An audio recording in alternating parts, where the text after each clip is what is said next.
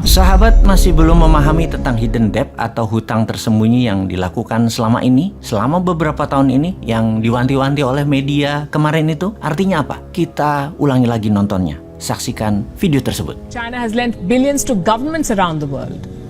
A lot of these loans were given in secret. We're calling them China's hidden loans. And they're burning a hole in the pockets of the borrowers. If China's economy collapses, these countries will all suffer. And that's just part of the problem. Hidden debt hurts all of these countries. Let me give you the example of Indonesia here.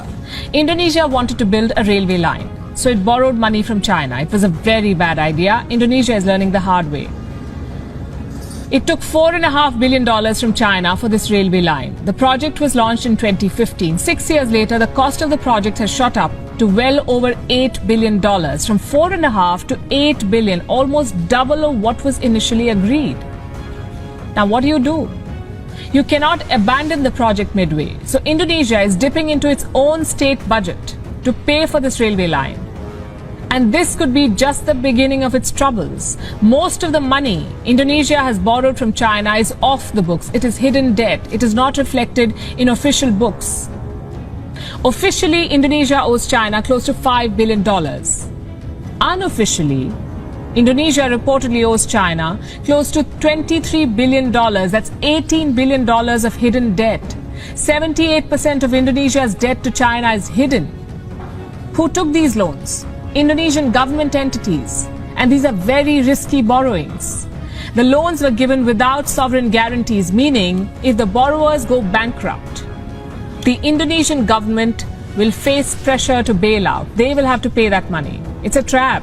Kita jelaskan sekarang, begini logikanya. Indonesia kan negara sosialis elitis di dalam mengelola ekonominya. Dan apa itu sosialis elitis? Agen perubahan atau penggerak roda ekonominya adalah BUMN. Sosialis adalah aliran bernegara yang heavy on government. Dan rakyatnya hanya penonton, diam saja. Yang bergerak semuanya pemerintah. Peraturannya ketat, yang mengerjakannya adalah orang-orang pemerintah. Kalau seperti Taiwan, Jepang, Korea Selatan, dan Partai Republik Amerika, mereka adalah kapitalis yang berpihak kepada swasta. Taiwan, Korsel, dan Jepang sosialis akar rumput atau bottom up. Partai Republik Amerika top down atau kapitalis elitis. Oke, kita jelaskan sebentar ya. New Mind adalah kapitalis akar rumput, pro UKM. Maaf, jelasin sedikit agar menjadi pemahaman para sahabat tentang New Mind. Kita balik ke topik tentang kelolaan BUMN di Indonesia yang mungkin di dunia hanya Indonesia yang melakukan hal itu. Satu-satunya di dunia. BUMN adalah badan usaha milik negara. Jelas ya untuk hal ini. Bentuknya korporasi. Kalau korporasi berhutang, maka yang nanggung adalah pemiliknya.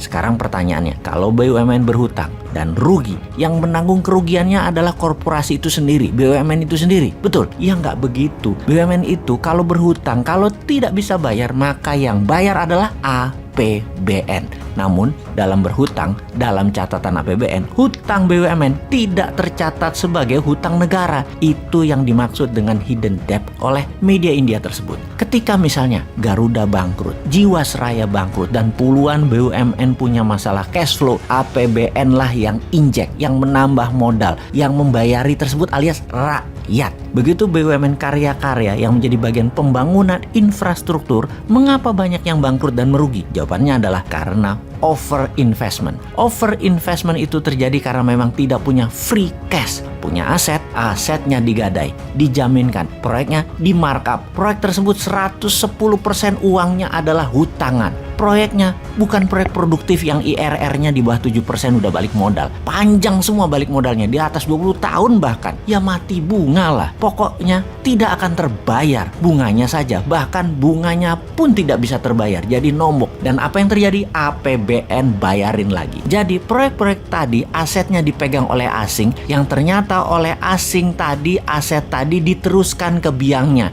atau pass-through. Atau aset kita itu dipegang Tiongkok sama Tiongkok, asetnya diterusin buat jadi underlying atau jaminan hutang mereka ke dolar ke negara lain. Itu yang disebut hidden debt atau hutang tersembunyi karena tidak nampak di state budget, di anggaran negara tidak nampak. Jadi kalau mau jujur, bagaimana mulai sekarang hutang BUMN dicatat di APBN?